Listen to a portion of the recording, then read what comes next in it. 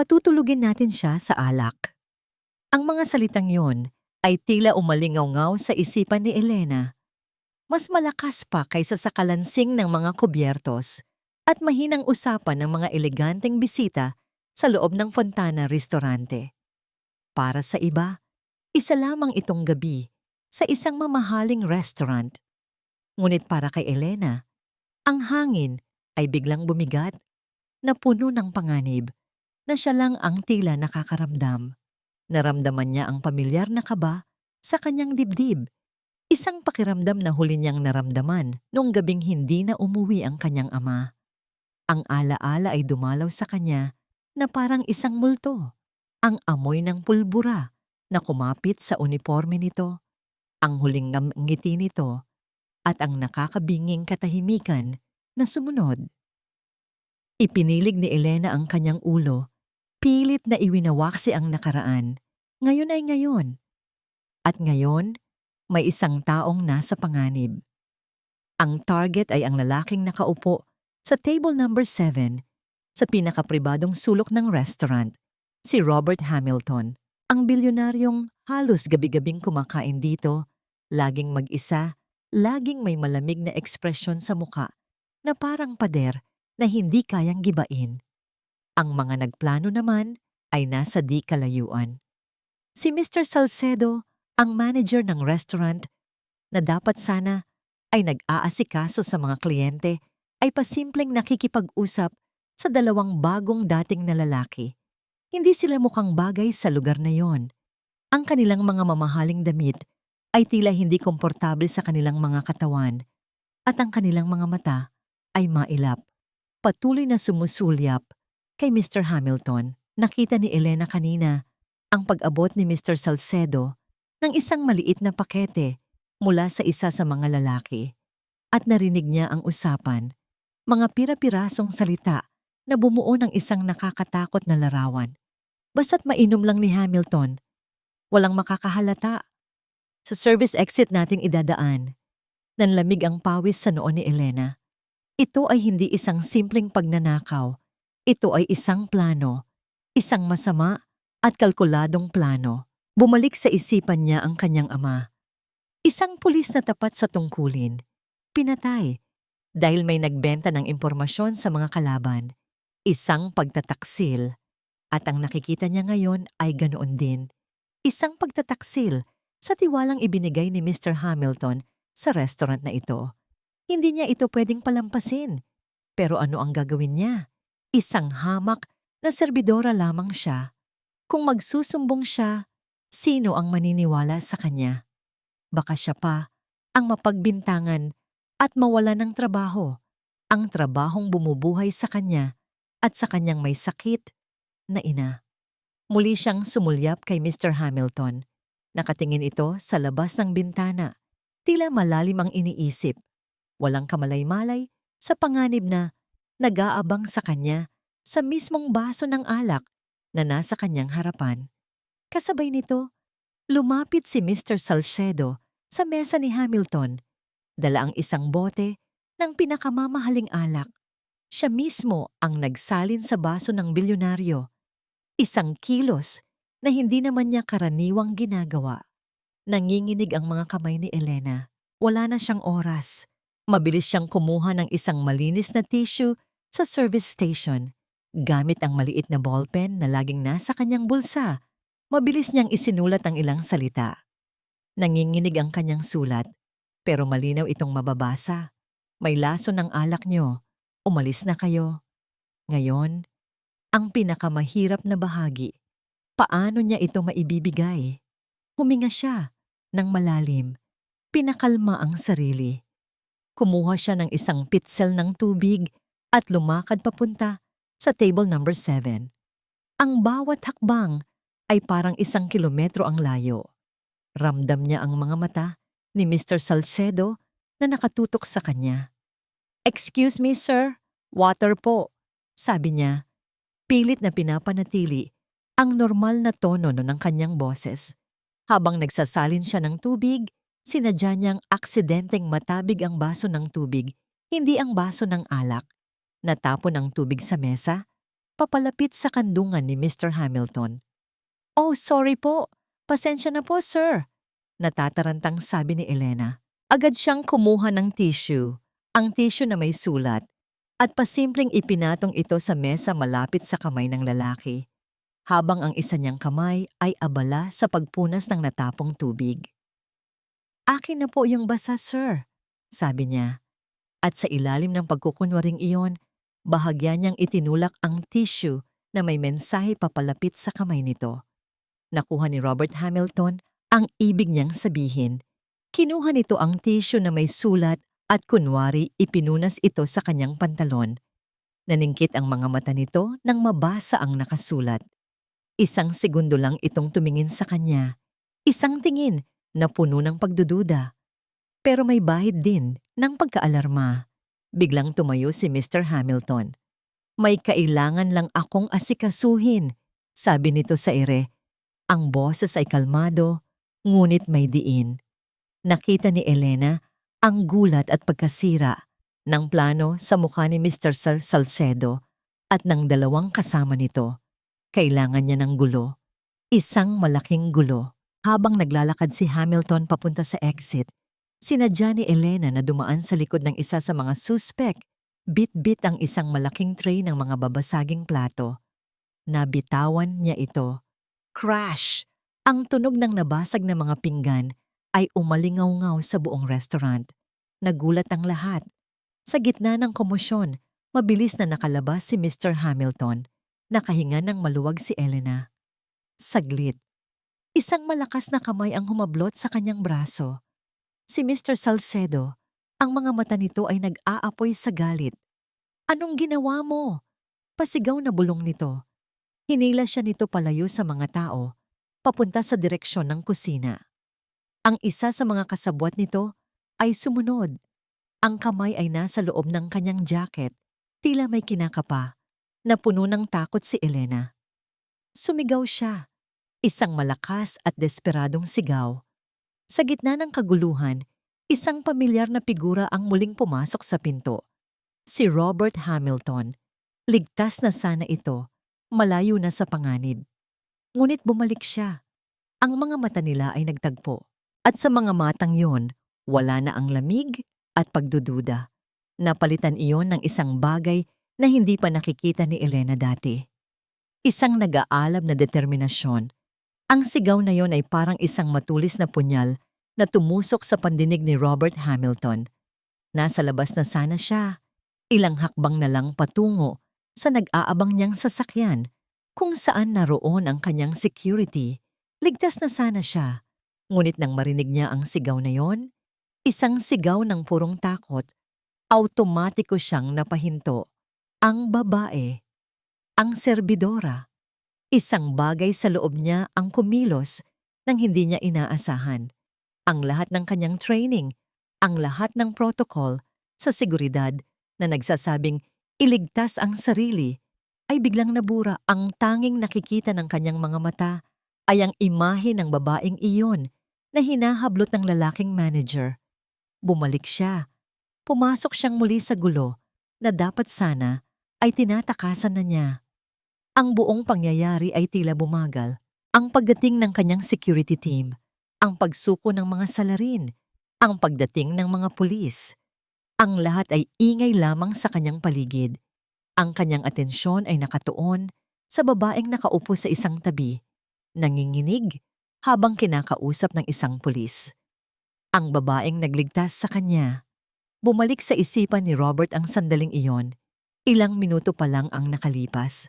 Ang paglapit nito, ang kunwari inatapong tubig at ang isang piraso ng tissue. "May laso ng alak niyo. Umalis na kayo." Ang una niyang reaksyon ay pagdududa. Sa mundo niya, walang bagay na libre. Ang bawat kilos ay may motibo. Isa ba itong modus? Isang paraan para makakuha ng pera? O baka naman isang bitag? Ngunit may nakita siya sa mga mata nito. Isang kislap ng totoong pag-aalala, ng totoong takot. Hindi para sa sarili nito, kundi para sa kanya. At ang panginginig ng kamay nito nang iabot ang tissue. Iyon ay hindi pagkukunwari. instinct. Sinunod niya ang kanyang instinct na bihirang magkamali. At tama nga siya. Sir, okay lang po kayo? Tanong ni David, ang pinuno ng kanyang security team, na pumutol sa kanyang pag-iisip. Tumingin si Robert sa kanya. Ang mga mata ay nanlilisik sa galit. Malamig at walang emosyon ang kanyang boses. Okay? Sa tingin mo ba okay lang ang lahat, David? Isang serbidora ang nakatuklas sa plano nila habang ang buong team mo ay nakaupo lang sa labas? Nagkakape siguro? Napayuko si David. Sir, aaminin ko po. Nagkaroon kami ng pagkukulang. Hindi namin inaasahan na sa loob mismo ng restaurant manggagaling ang banta. Hindi nyo inaasahan. Umalingaw-ngaw ang boses ni Robert. Hindi malakas, pero puno ng bigat. Ang trabaho nyo ay paghandaan ang mga bagay na hindi inaasahan. This is unacceptable.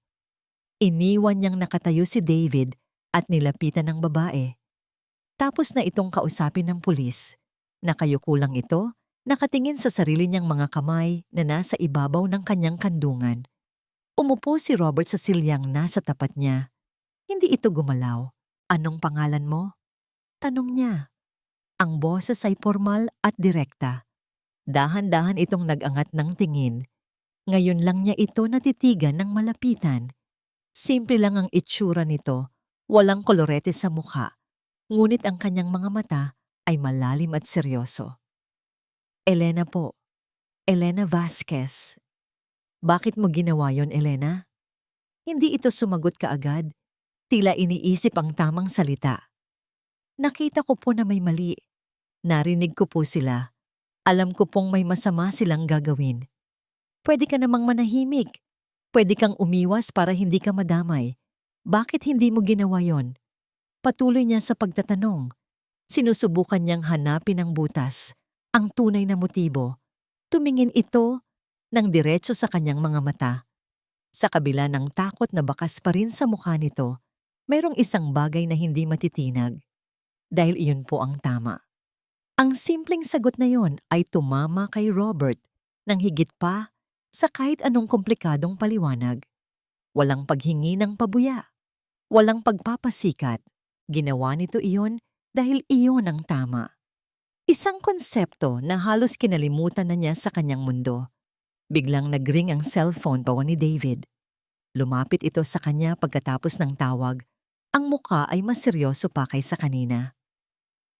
Sir, may balita na po. Ang manager, si Mr. Salcedo, ay nakatakas. Hindi na po mahagilap. Napamura si Robert sa kanyang isipan. This changes everything. Ang ibig sabihin nito, hindi pa tapos ang lahat. May isang taong nakakaalam sa buong plano na malaya pa. At ang taong yon ay alam kung sino ang sumira sa lahat, si Elena. Muli niyang tiningnan ang babae. Ang babaeng nagpakita ng tapang na higit pa sa inaasahan niya. Ngayon, dahil sa ginawa nito, siya na ang nasa panganib. Siya na ang target. Tumayo si Robert. Isang desisyon ang nabuo sa kanyang isipan. Isang desisyon na biglaan at labag sa kanyang ugali na laging mag-isip ng maigi. Ngunit alam niyang kailangan itong gawin. Hindi ka na pwedeng umuwi sa inyo, sabi niya sa tonong pinal.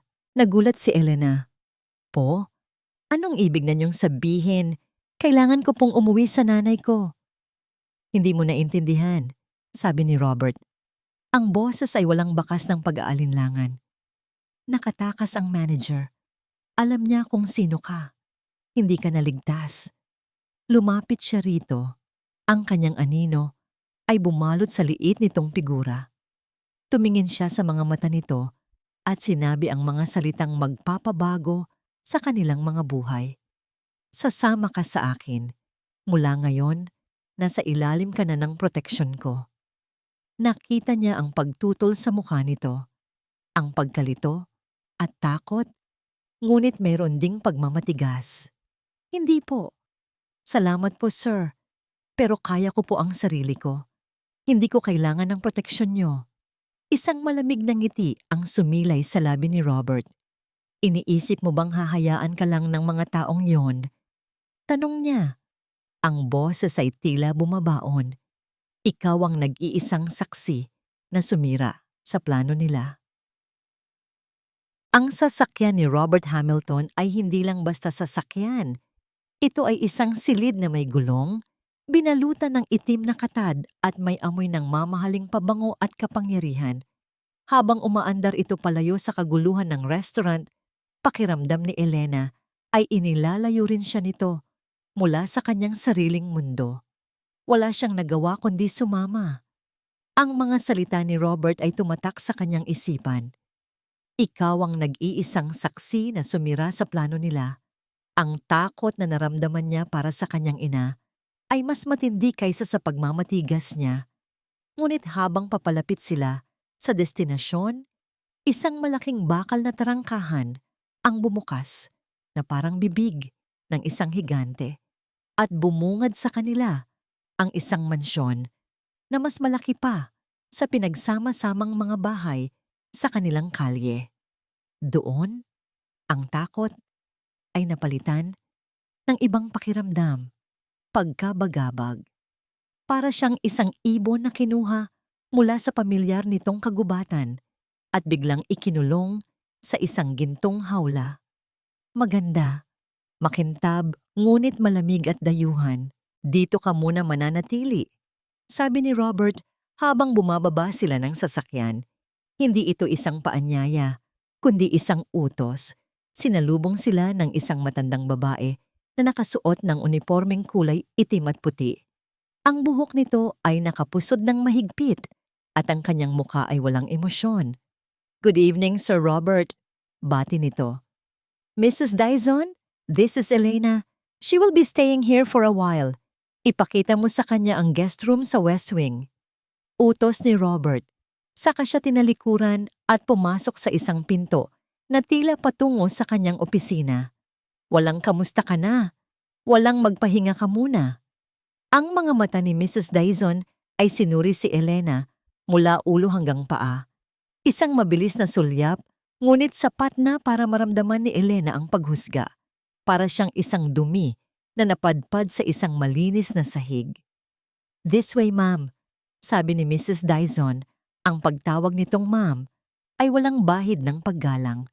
Sinundan siya ni Elena sa malawak na pasilyo. Ang sahig ay gawa sa marmol na sobrang kintab. Kaya niyang makita ang sarili niyang refleksyon. Isang babaeng nakasuot ng mumurahing uniforme ng serbidora. Gusot at may mantsa sa gitna ng karangyaan. Ang bawat painting sa dingding, ang bawat florera sa mesa, ay tila sumisigaw ng isang salita. Hindi ka nababagay dito. Ang guest room ay mas malaki pa sa sala at kusina nila pinagsama.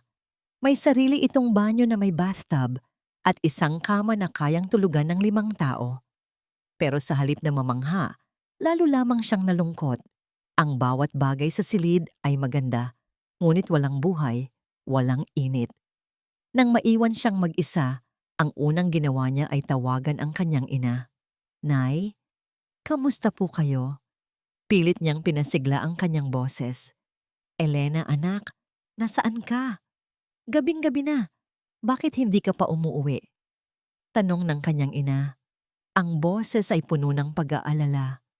Huminga ng malalim si Elena. "Nay, huwag po kayong mag-alala. May biglaan po kasing opportunity. Isang training. Kailangan ko pong manatili dito ng ilang araw sa bahay ng boss ko.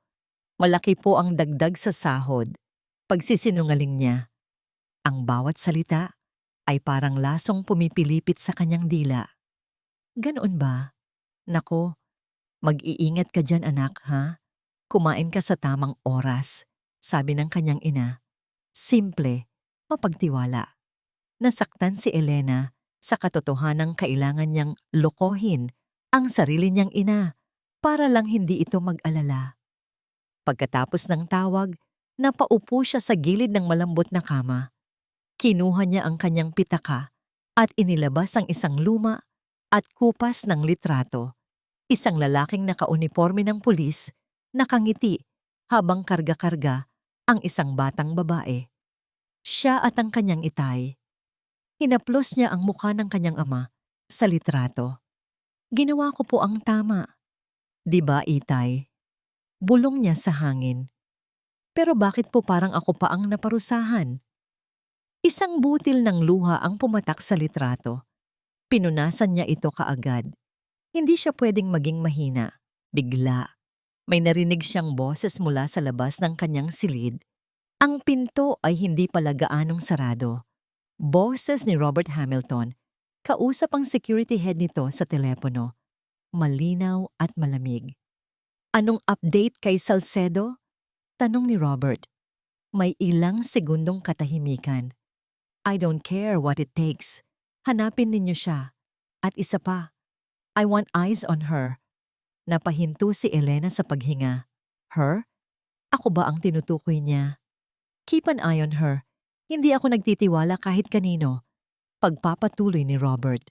Bantayan niyo ang bawat galaw niya, ang bawat tawag niya. I want to know everything. For all we know, she could be part of it. Ang mga huling salita ay tila isang malakas na sampal sa mukha ni Elena. Parang gumuho ang sahig na kanyang kinatatayuan. She could be part of it. Kaya pala ganito na lang ang pagtrato sa kanya. Hindi ito proteksyon, isa itong pagkakulong. Sa mata ng bilyonaryong iniligtas niya, hindi siya isang bayani, isa siyang suspect. Dahan-dahang isinara ni Elena ang pinto. Ang puso niya ay tila pinipiga. Ang gintong hawla ay biglang naging isang selda ng bilangguan. At ang lalaking naglagay sa kanya dito ay hindi ang kanyang tagapagligtas. Siya ang kanyang bantay. Ang opisina ni Robert Hamilton ay isang santuwaryo ng kaayusan at kontrol.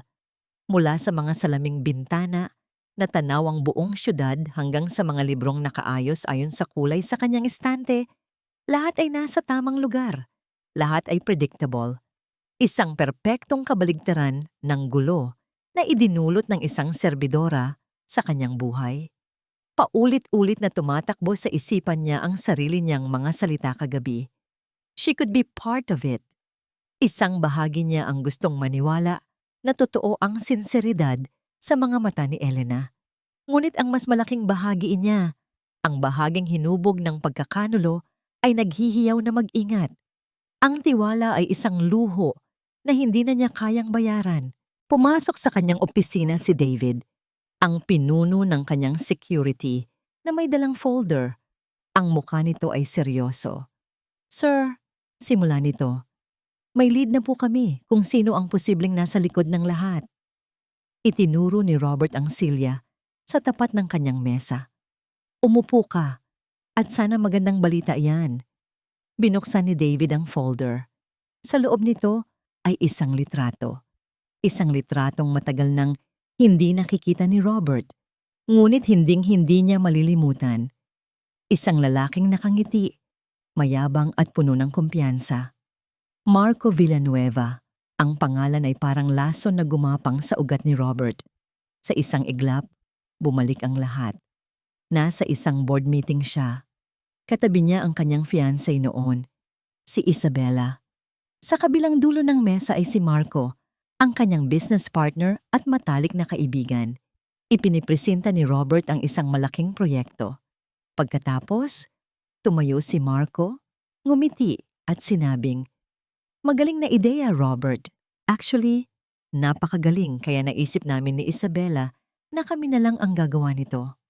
Inilabas nito ang mga dokumento, mga pirma, mga legal na papel na nagpapatunay na habang nakatalikod siya, dahan-dahan nilang ninakaw ang pundasyon ng kumpanyang siya mismo ang nagtayo.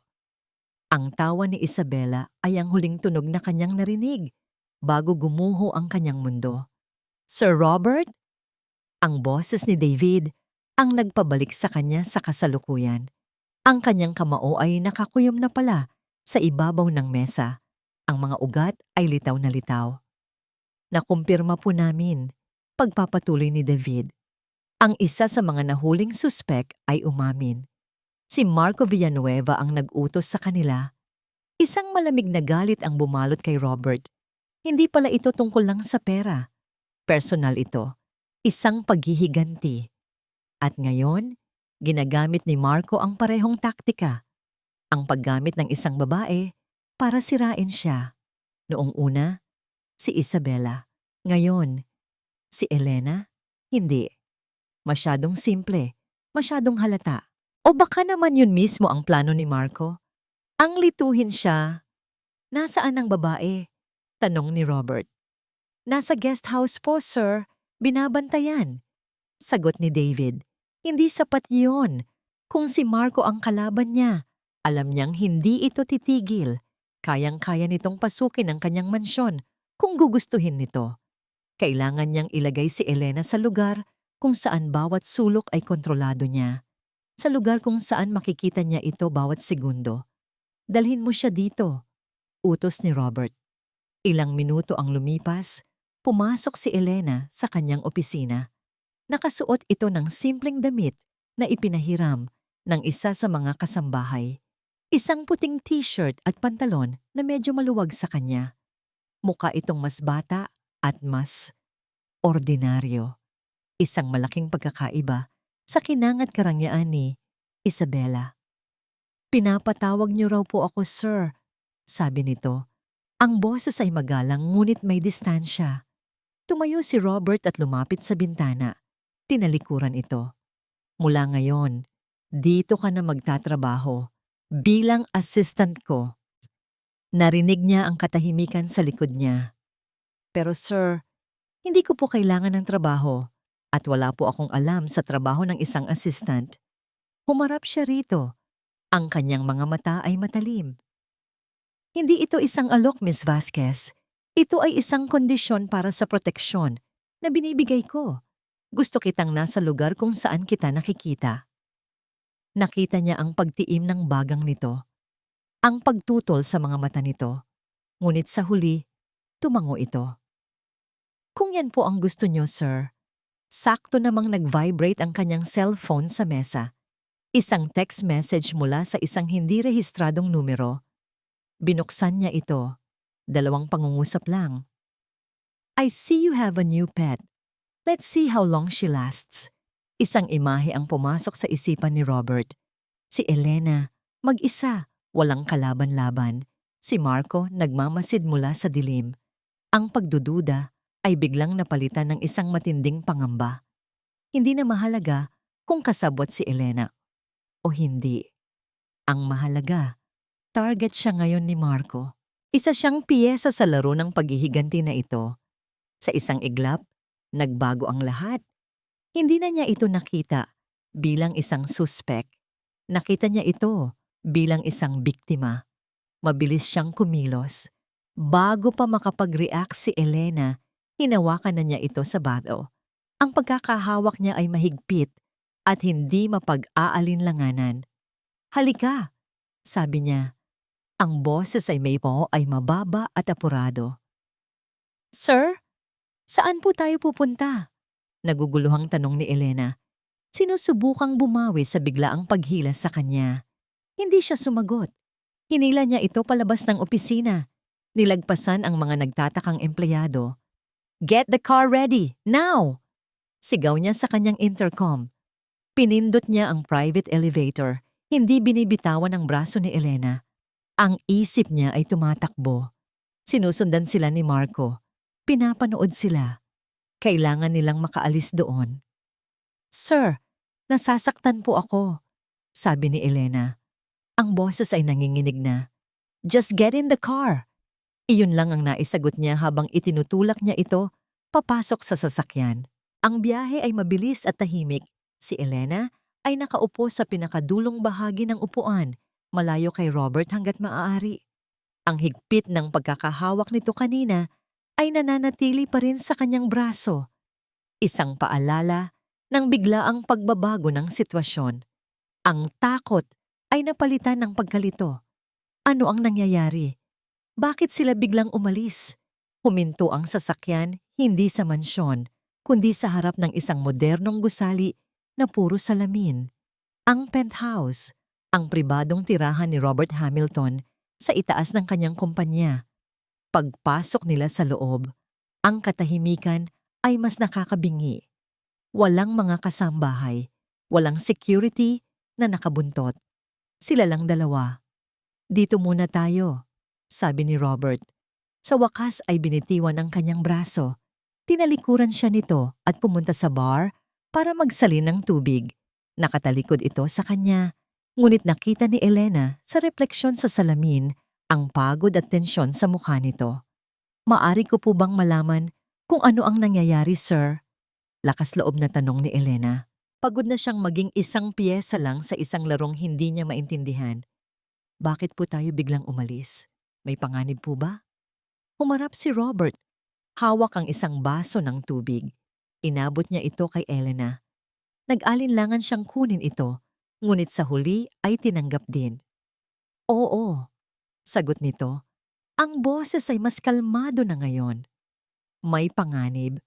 Ang taong nasa likod ng pagtatangka sa akin. Alam niyang magkasama tayo. Pinapanood niya tayo. Naramdaman ni Elena ang panlalamig sa kanyang buong katawan. Sino po siya? Nagbuntong hininga si Robert. Isang tunog na puno ng bigat ng nakaraan. Isang dating kasosyo. Isang kaaway. Tumingin ito sa kanya at sa unang pagkakataon, nakita ni Elena ang isang bagay bukod sa galit o pagdududa sa mga mata nito. Pag-aalala. Pasensya na kung natakot kita kanina. Kailangan lang nating makalayo agad doon. Iyon ang unang pagkakataon na narinig niya itong humingi ng tawad. Ang simpleng salitang pasensya ay tila nagpabago sa hangin sa pagitan nila. Hindi na nagsalita pa si Robert. Pumasok ito sa isang silid, marahil ay opisina nito, at iniwan siyang mag-isa sa malawak na sala. Ginugol ni Elena ang maghapon sa panonood ng mga nagdadaang sasakyan mula sa bintana. Pakiramdam ay isang bilanggo pa rin, ngunit sa isang mas mataas na tore. Gabi na nang biglang namatay ang lahat ng ilaw. Click! Isang ganap na kadiliman at katahimikan. Anong nangyari? Sigaw ni Robert mula sa kabilang silid. Sir, okay lang po kayo? Ganting sigaw ni Elena. Brown out. Just great! Narinig niyang bulong nito na may halong inis. Maya-maya, lumabas ito mula sa opisina. Ang tanging liwanag ay mula sa screen ng kanyang cellphone. Nasaan ang emergency lights? Tanong nito sa ere. Baka po walang gana ang generator, sir. Sagot ni Elena. Sa squatters area kung saan siya lumaki, sanay siya sa biglaang brownout. Ngunit ang isang bilyonaryo na tulad ni Robert Hamilton ay halatang hindi. Nakita niya itong kinakapa ang mga pader. Saan ba nilalagay ni Mrs. Dyson ang mga kandila? Napangiti si Elena sa kabila ng sitwasyon. Ako na po, sir. Sanay po ako sa dilim. Gamit ang liwanag mula sa cellphone ni Robert, kinapa ni Elena ang mga cabinet sa kusina. Sa ilalim ng lababo, sa likod ng mga panlinis, nakita niya ang isang kahon ng mga kandila at posporo. Classic hiding spot ng mga nanay. Sinindihan niya ang isang kandila. Ang maliit na apoy ay nagbigay ng mainit at nanginginig na liwanag sa kanilang dalawa. Sa dilim, tila nawala ang mga pader, ang mga titulo, ang agwat sa pagitan ng isang bilyonaryo at isang serbidora. Inilapag niya ang kandila sa center table. Umupo sila sa magkabilang dulo ng sofa.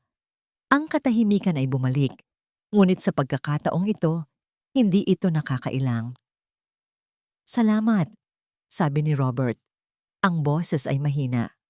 Wala po yon, sir. Huwag mo na akong tawaging sir, sabi nito. Robert na lang, lalo na't ikaw lang ang kasama ko dito. Tumango si Elena. Elena po? Sa liwanag ng kandila, nagkaroon sila ng unang totoong pag-uusap. Nagtanong si Robert tungkol sa kanyang ina. Ikinuwento ni Elena ang sakit nito, ang pangangailangan nito sa dialysis, nang hindi nagpapakita ng awa sa sarili.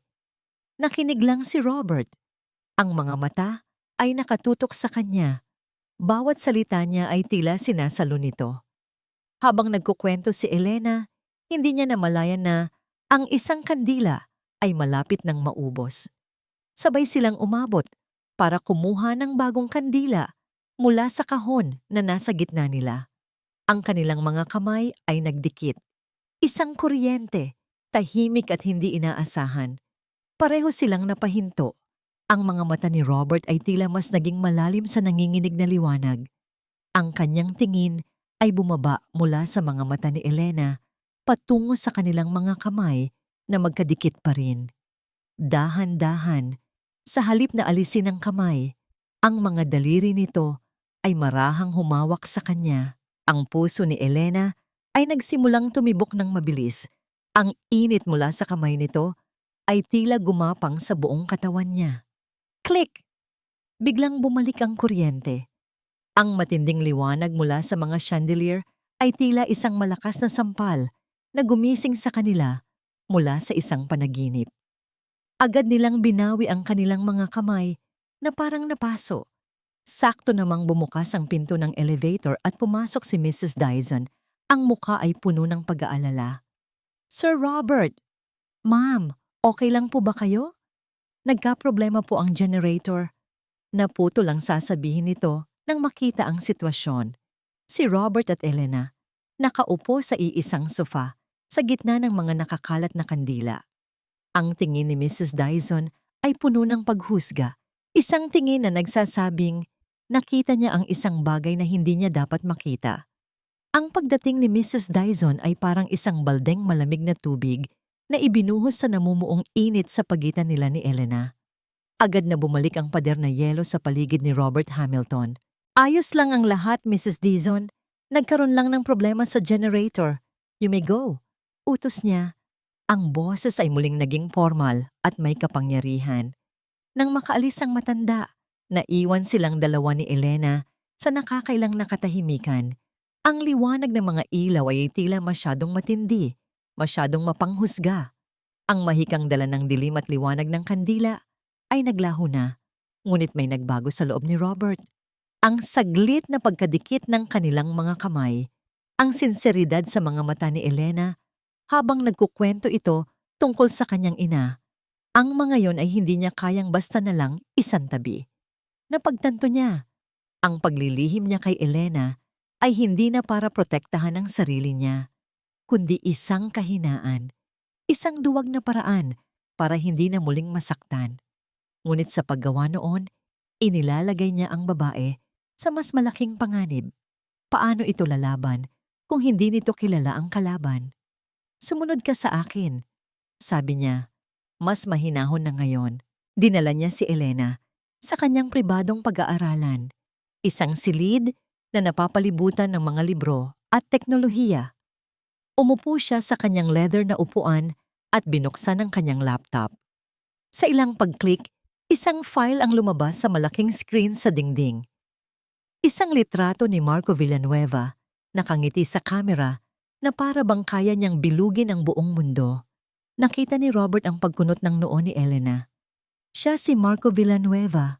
Simula ni Robert, ang boses ay walang emosyon na parang nagbabasa ng isang business report. Ngunit ang bawat salita ay may bigat ng 1,000 alaala. Dati ko siyang business partner, pinakamatalik na kaibigan. Kumpare ko sana sa kasal. Sandali siyang huminto. Nilulunok ang pait. Pinagkatiwalaan ko siya sa lahat. Sa negosyo, sa buhay ko. Pero habang nakatalikod ako, dahan-dahan niya akong sinaksak. Kinuha niya ang halos kalahati ng kumpanya ko sa tulong ng isa pang taong pinagkatiwalaan ko. Ang fiancé ko noon. O hindi niya tiningnan si Elena. Nakatitig lang siya sa mukha ni Marco sa screen na para bang hinahamon ito sa isang tahimik na digmaan. Binago ako ng pagkakanulong yon. Tinuruan ako nitong huwag magtiwala kahit kanino.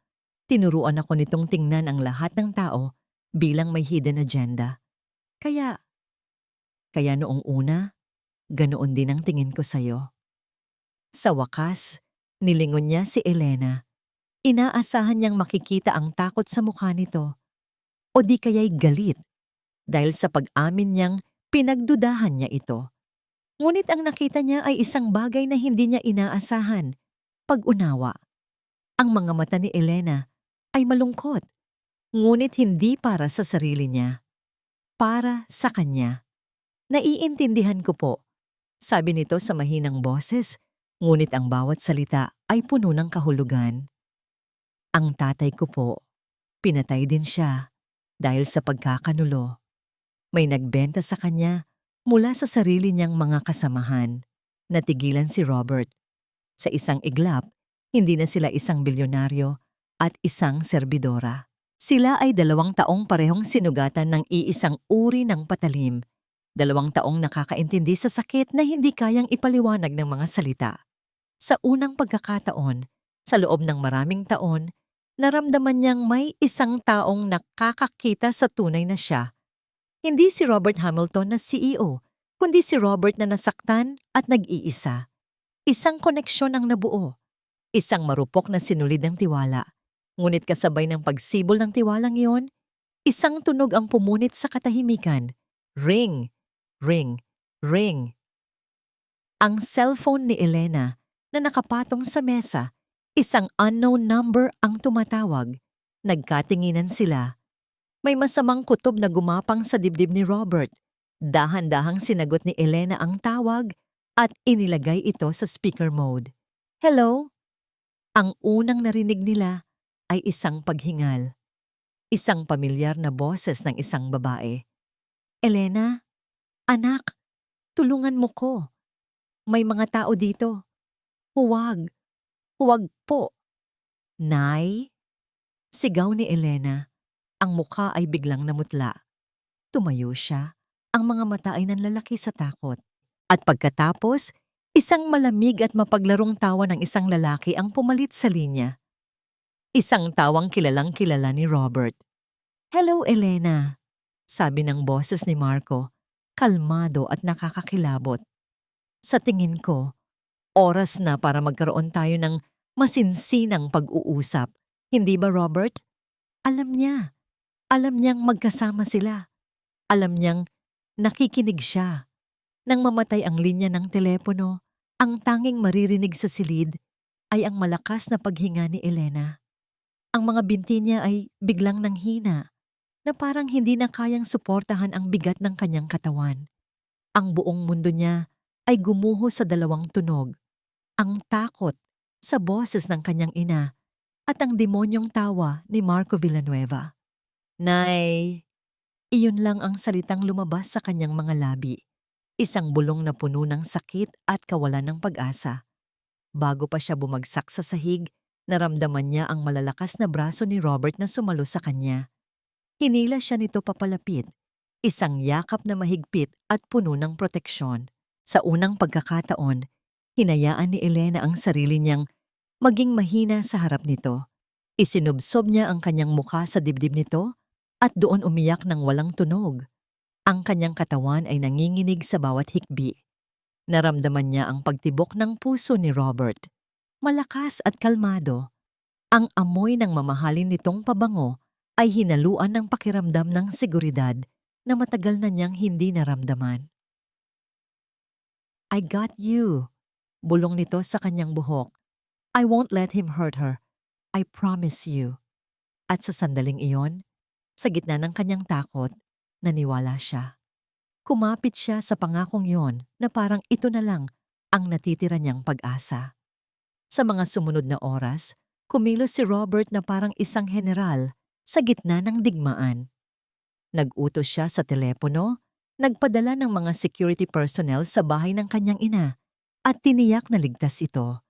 Pinalibutan niya si Elena ng isang pader ng kasiguraduhan at dahan-dahan, ang takot sa dibdib niya ay napalitan ng isang marupok na pagtitiwala. Ngunit ang pagtitiwalang yon ay sinubok ng mas maaga kaysa sa kanyang inaasahan.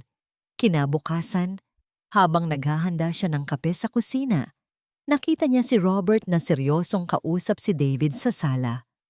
May ipinapakita si David sa kanyang tablet, isang bagay na nagpakunot sa noo ni Robert at nagpabago sa buong postura nito. Ang init at pag-aalala na ipinakita nito kagabi ay biglang nawala, na parang isang apoy na biglang binuhusan ng tubig. Nang mag-angat ng tingin si Robert at makita siya, isang malamig na maskara ang muling bumalot sa mukha nito. Ang koneksyon na naramdaman niya sa pagitan nila kagabi ay biglang naputol. Nagsimula sa maliliit na bagay. Hindi na ito tumitingin ng diretso sa kanyang mga mata. Ang mga sagot nito sa kanyang mga tanong ay naging maikli at formal. Ang penthouse na nagsilbing kanlungan nila kagabi ay biglang nanlamig at lumawak. Muli, naramdaman niyang isa siyang dayuhan, isang estranghero. Hindi niya ito kayang tiisin. Kinagabihan, pinuntahan niya ito sa pag-aaralan nito. Nakaupo ito sa kanyang mesa, nakatutok sa mga papeles, ngunit alam niyang hindi talaga ito nagtatrabaho. Sir, Robert, pagsisimula niya, ang pagtawag sa pangalan nito ay tila dayuhan sa kanyang dila. May problema po ba? May nagawa po ba akong mali? Hindi ito nag-angat ng tingin. Wala. Marami lang akong iniisip. Tungkol po ba ito sa nanay ko? Ligtas po ba siya? She's safe. May mga tao ako doon 24/7. Sagot nito, ang boses ay walang kabuhay-buhay.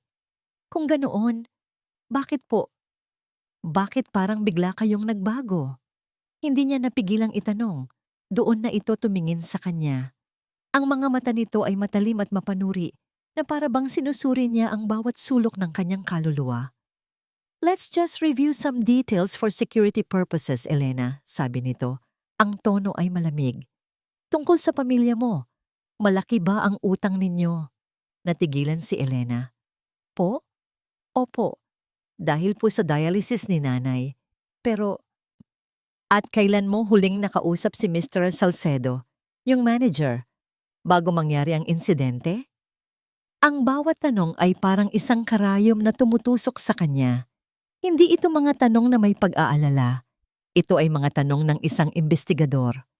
Noong araw din po yon, para kunin ang sahod ko. Sagot niya, ang boses ay nagsisimula ng manginig. Wala na ba kayong ibang pinag-usapan? Pera? Isang alok? Wala po. Depensa niya sa sarili. Ang sakit at pagkadismaya ay nagsisimulang umakyat sa kanyang lalamunan. Bakit po ninyo ito tinatanong? Hindi po ba kayo naniniwala sa akin? Tumayo si Robert, ang mukha ay isang blangkong pader. Sa panahon ngayon, Elena, ang tiwala ay isang bagay na kailangang pagtrabahuhan, hindi basta-basta ibinibigay. Ang mga salitang iyon ang tuluyang dumurog sa puso niya. Ang lahat ng pag-asa, ang lahat ng namuong koneksyon ay gumuho. Muli, siya ay ang serbidora, ang suspek. Tumalikod si Elena. Hindi na niya kayang makita ang malamig na mga mata nito. Habang naglalakad siya papalabas ng silid, narinig niya ang isang matinis na tunog mula sa mesa ni Robert. Isang text message. Sinundan iyon ng isang mabigat at nakakabinging katahimikan. At sa katahimikang yun, alam ni Elena, may isang bagay na tuluyan ng nabasag. Isang bagay na hindi na kayang ayusin pa. Ang katahimikang naiwan sa pag-alis ni Elena ay mas mabigat kaysa sa kahit anong sigaw. Tinitigan ni Robert ang screen ng kanyang cellphone. Ang mensahe ni Marco ay tila isang ahas na tumutuklaw sa kanyang isipan. Isang litrato. Isang litrato ni Elena. Nakausap si Mr. Salcedo sa isang eskinita sa likod ng restaurant. Kinuha ito mula sa isang anggulo na nagpapakita ng pag-abot ni Salcedo ng isang sobrang pera kay Elena.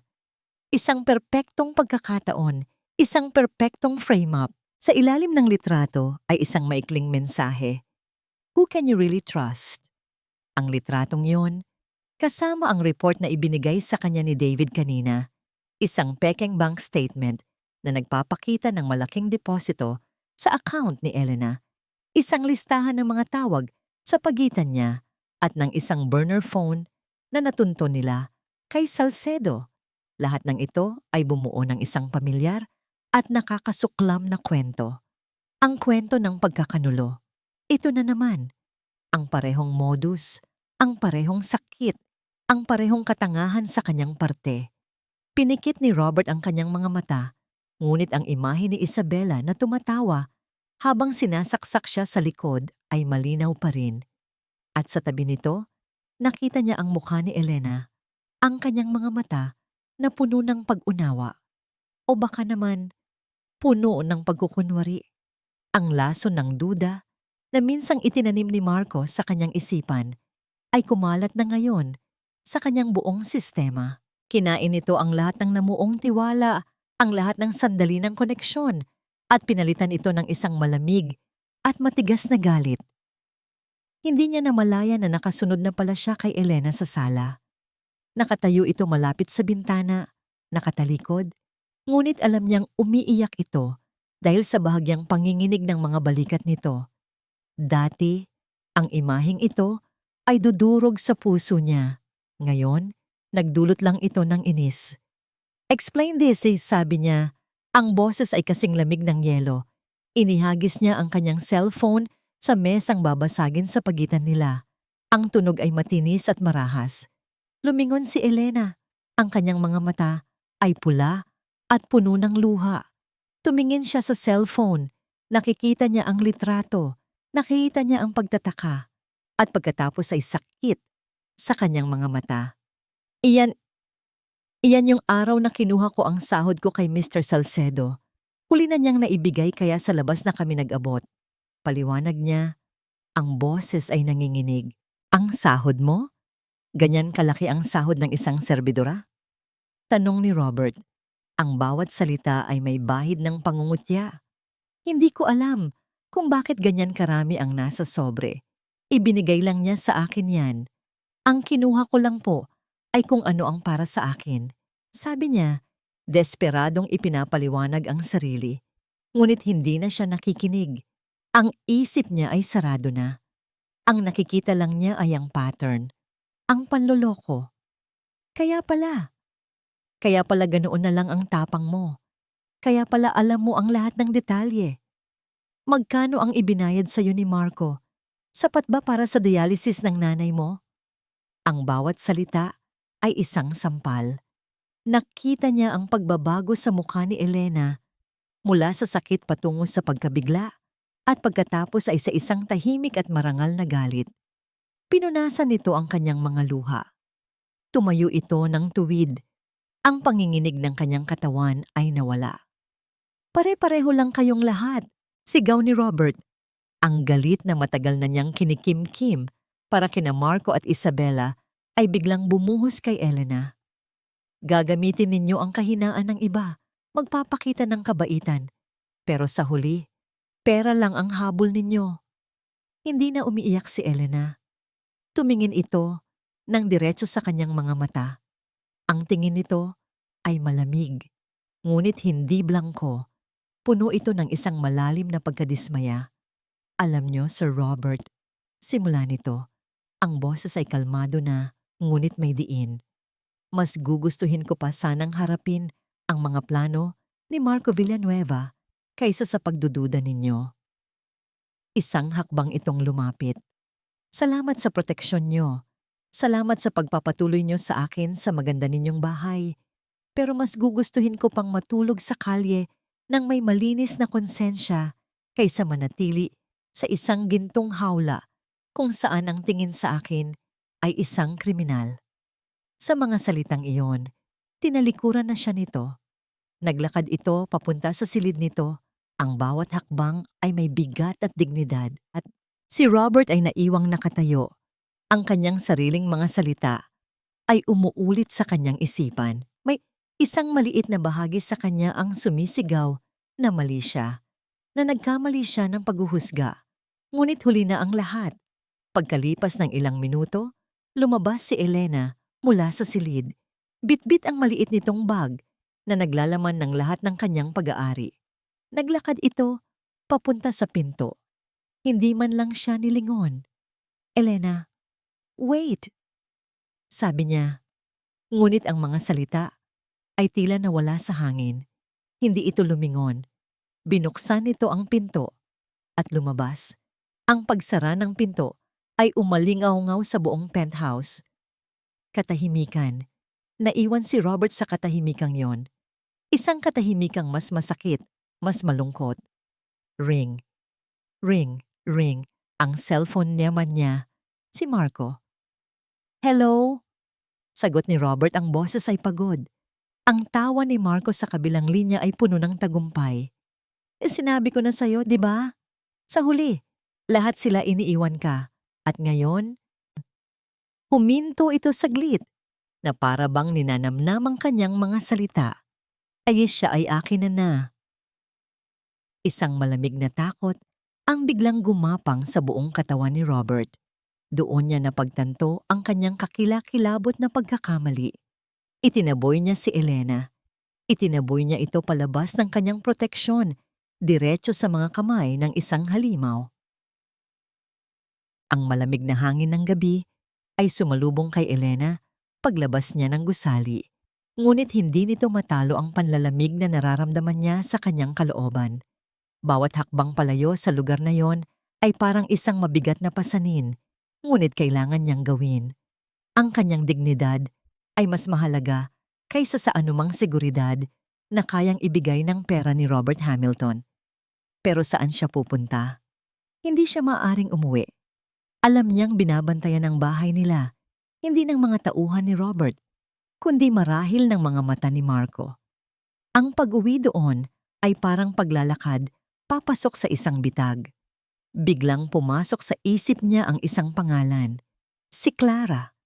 Ang dati niyang katrabaho sa Fontana, ang nag-iisang kaibigan niya sa syudad. Tumawag siya mula sa isang payphone, takot na gamitin ang sarili niyang cellphone. Elena? Nasaan ka? Nag-aalala ako sa'yo. Bungad agad ni Clara. Sa maliit at masikip na apartment ni Clara, sa isang sulok ng syudad na malayo sa karangyaan ng mundo ni Robert. Doon pansamantalang nagkanlong si Elena. Umupo siya sa isang lumang sofa, yakap-yakap ang kanyang mga tuhod, habang ang mga pangyayari ay paulit-ulit na tumatakbo sa kanyang isipan. Ang sakit ng mga akusasyon ni Robert ay parang sariwang sugat. Ngunit sa ilalim ng sakit na yon, mayroong isang bagay na nagsisimulang umusbong. Hindi galit, kundi determinasyon. Hindi siya tatakbo. Hindi siya magtatago habang buhay. Si Marco Villanueva ay hindi lang kaaway ni Robert. Kaaway na rin niya ito. Ginamit nito ang kanyang ina. Sinira nito ang kanyang pangalan. Hindi niya ito hahayaan.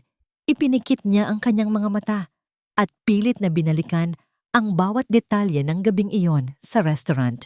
Bawat kilos, bawat salita. Kailangan mayroong isang bagay siyang nakaligtaan. Isang maliit na piraso na hindi nababagay sa buong larawan. Si Mr. Salcedo, ang manager. Ang pagkilos nito ay hindi lang dahil sa pera. May takot sa mga mata nito. Takot na tila mas malaki pa sa takot na mahuli. At pagkatapos, isang imahe ang biglang pumasok sa kanyang isip. Malinaw na malinaw. Habang kausap ni Mr. Salcedo ang dalawang lalaki, may isang kilos itong ginawa. Isang habit. Ang pagpilipit nito sa isang malaking singsing sa kanyang daliri. Isang singsing na may kakaibang simbolo. Isang agila na may nakakrus na mga stick ng golf. Bigla siyang napaupo ng tuwid. Alam niya kung saan niya nakita ang simbolong iyon. Ang Montenegro Club. Isang eksklusibong golf and country club kung saan minsan siyang nagtrabaho bilang part-time waitress para sa isang event. Isang lugar para sa mayayaman at makapangyarihan. Isang lugar na alam niyang madalas puntahan ng mga taong tulad ni Marco Villanueva. Ang koneksyon ay biglang nabuo sa kanyang isipan. Hindi lang binayaran ni Marco si Salcedo. Posibleng miyembro ng club si Salcedo. Posibleng doon sila nagkakilala. Posibleng doon sila nagplano. Isang desperadong ideya ang nabuo sa kanyang utak. Isang ideya na mapanganib at maaaring ikamatay niya. Ngunit ito na lang ang natitira niyang baraha. Huminga siya ng malalim. Kinuha niya ang cellphone ni Clara at nagdial ng isang numero. Isang dati niyang kasamahan sa Montenegro Club. Grace? Si Elena to. Simula niya, may kailangan akong hilingin sa'yo. Isang malaking pabor. Ginamit niya ang lahat ng kanyang tapang para mangumbinsi. Ipinakiusap niya kay Grace Natingnan ang schedule ng mga private functions sa club. Sinabi niyang may hinahanap siyang ebidensya para sa isang kaso, isang bagay na makakatulong sa kanyang pamilya. Pagkalipas ng isang oras ng paghihintay na parang habambuhay, isang text ang dumating sa cellphone ni Clara. MV Private Meeting, 8 p.m. tonight, Warehouse 7 Port Area, Marco Villanueva. Mayroon siyang sikretong pulong ngayong gabi sa isang abandonadong warehouse na patingin si Elena sa orasan. 6:00 na ng gabi. Wala na siyang oras para pumunta sa pulis. At sino ang maniniwala sa kanya? Wala siyang matibay na ebidensya. Isang text message lang. Alam niyang hindi siya dapat pumunta doon. Alam niyang ito ay isang suicide mission. Ngunit alam din niyang ito na ang kanyang huling pag-asa. Kung makakakuha siya ng litrato, ng isang recording, kahit anong patunay na mag-uugnay kay Marco sa mga krimen nito, matatapos na ang lahat ng ito. Hindi na siya nag-isip pa. Tumayo siya. Ang kanyang puso ay kumakabog sa takot. Ngunit ang kanyang isipan ay buo na. Hindi siya ang babaeng nagtatago sa dilim. Siya si Elena Vasquez, anak ng isang matapang na pulis. At ngayong gabi, tatapusin niya ang laban na ito. Ang pagsara ng pinto ay parang isang putok ng baril na gumising kay Robert mula sa kanyang pagkakatulala. Ang mga huling salita ni Marco, "Siya ay akin na," ay umalingaw-ngaw sa kanyang isipan na parang isang hatol, isang kasalanan.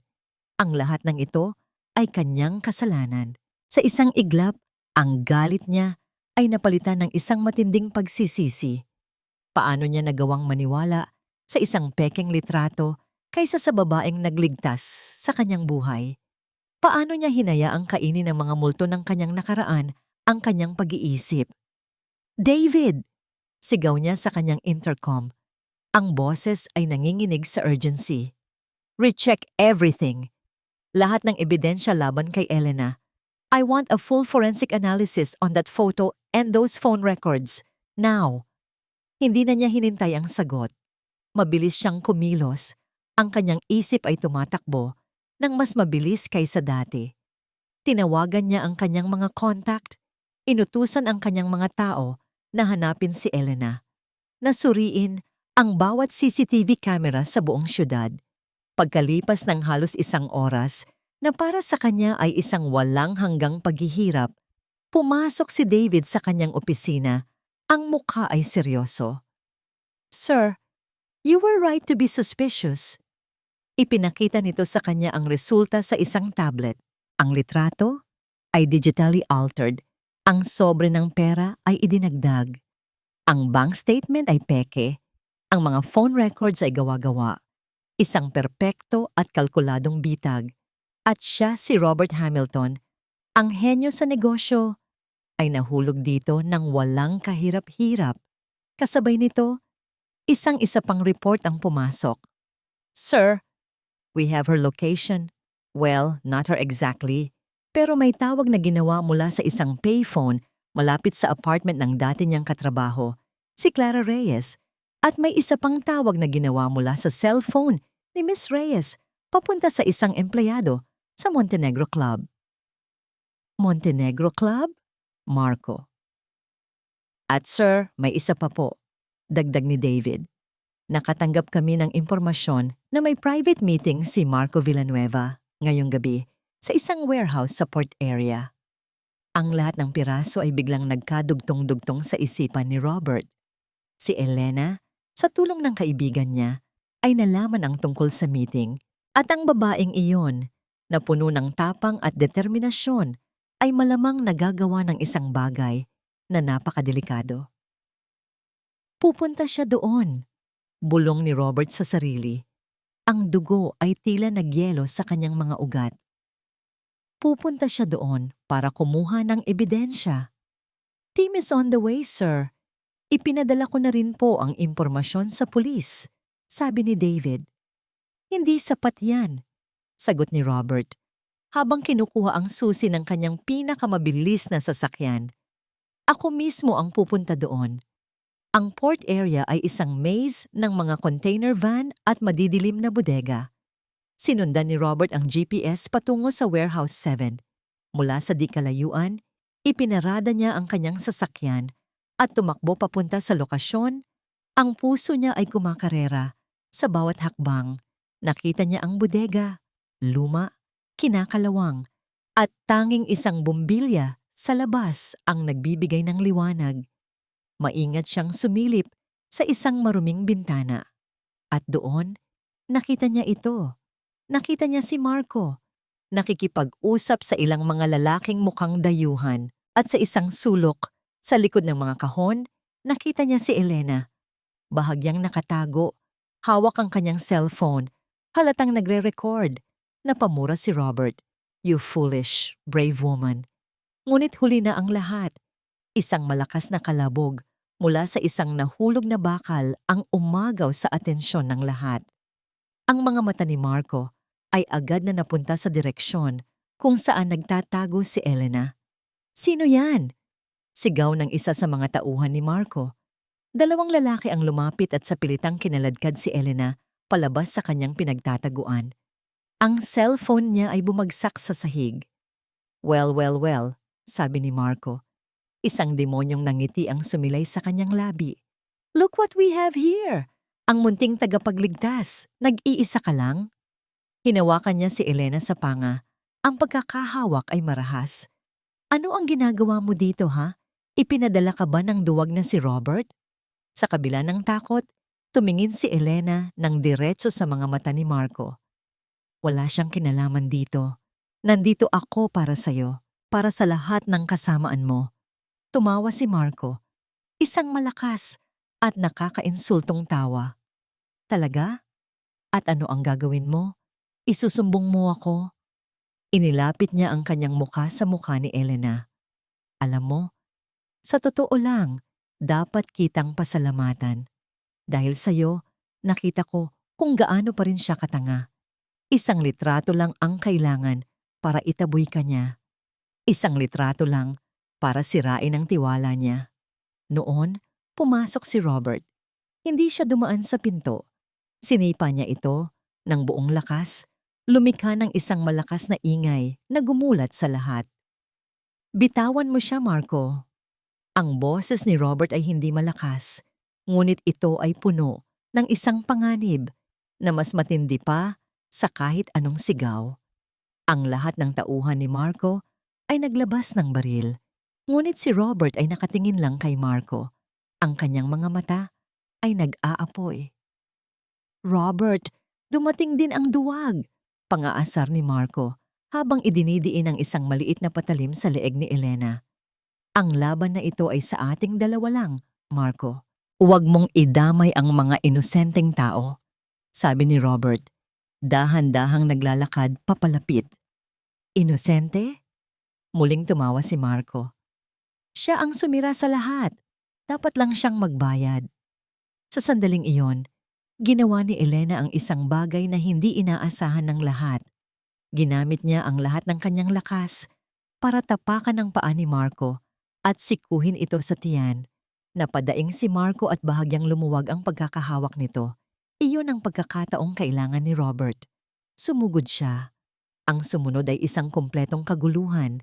Nagpaputok ng baril ang mga tauhan ni Marco. Dumating ang security team ni Robert. Ang mga sirena ng pulis ay papalapit na. Sa gitna ng lahat, ang laban ay sa pagitan lang ni na Robert at Marco. Suntukan, gulungan. Isang marahas na sayaw ng dalawang dating magkaibigan na ngayon ay mortal ng magkaaway. Sa huli, si Robert ang nanaig. Nakadagan siya kay Marco. Ang mga kamao niya ay handa nang bumagsak. Ngunit napahinto siya nang makita ang mga mata ni Elena na nakatingin sa kanya, puno ng pag-aalala. Kasabay noon, dumating ang mga pulis. Dinampot nila si Marco at ang kanyang mga kasabwat. Nang tumahimik ang lahat, naiwan sina Robert at Elena sa gitna ng bodega, nakatayo, ilang talampakan ang layo sa isa't isa.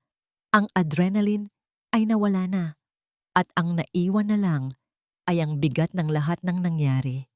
"Elena, ako." Simula ni Robert, ang boses ay paos, puno ng pagsisisi. Hindi niya mahanap ang tamang salita. Paano ka hihingi ng tawad sa isang taong halos ipinahamak mo? Si Elena ay nakatingin lang sa kanya. Ang mga mata nito ay hindi na nagpapakita ng galit. Ang nakita niya ay pagod, sakit, at marahil isang maliit na kislap ng pagpapatawad. Ilang linggo ang lumipas. Ang ingay ng mga balita tungkol sa pagkahuli kay Marco Villanueva at sa kanyang internasyonal na sindikato ay unti-unti nang humupa. Ang buhay sa syudad ay nagpatuloy na parang walang nangyari. Ngunit para kina Robert at Elena, ang lahat ay nagbago. Hindi na muling bumalik si Elena sa penthouse o sa mansyon. Pinili niyang manatili kasama ang kanyang ina na ngayon ay nasa isang mas magandang ospital at tumatanggap ng pinakamahusay na gamutan. Lahat ay sagot ni Robert, kahit pa ilang beses itong tinanggihan ni Elena. Ito ang tanging paraan na naisip ni Robert para kahit paano'y makabawi. Isang tulong na ibinigay niya mula sa malayo nang walang anumang kondisyon. Sa mga linggong yon, binigyan ni Robert si Elena ng espasyo. Alam niyang ang sugat na nilikha niya ay hindi kayang paghilumin ng pera o ng simpleng sorry. Ang tiwalang minsan niyang sinira ay nangangailangan ng panahon at patunay para muling mabuo. Isang hapon, naglakas loob siyang puntahan ito. Hindi sa ospital, hindi sa apartment ni Clara. Inimbitahan niya itong magkita sa isang lugar na neutral, isang tahimik na hardin sa loob ng isang museo, isang lugar na malayo sa kanilang magulong mundo. Dumating si Elena. Nakasuot ito ng isang simpleng bestida, hindi ang uniforme ng serbidora o ang mga damit na ipinahiram sa kanya. Sa unang pagkakataon, nakita siya ni Robert hindi bilang isang biktima o isang bayani, kundi bilang si Elena, isang maganda at malakas na babae. Umupo sila sa isang bench sa ilalim ng isang malaking puno. Ang katahimikan sa pagitan nila ay hindi na kasing bigat ng dati. Si Robert ang unang nagsalita, ang boses ay mahina at puno ng sinseridad. Walang bahid ng pagiging aroganteng CEO. Elena, walang salita ang sapat para sabihin kung gaano ako nagsisisi. Ang ginawa ko sa'yo, ang mga sinabi ko, iyon ang pinakamalaking pagkakamali ng buhay ko. Tumingin siya ng diretso sa mga mata nito. Sa buong buhay ko, nagtayo ako ng mga pader para protektahan ang sarili ko. Pero hindi ko namalayan, ang mga pader na yon ang naging bilangguan ko. Ikaw ang unang taong nakakita sa akin sa likod ng mga pader na yon. Pero sa halip na pagkatiwalaan ka, itinulak pa kita palayo. Isang luha ang pumatak mula sa mata ni Robert. Isang bagay na akala niya ay matagal nang natuyo sa loob niya. Patawarin mo sana ako. Tinitigan siya ni Elena.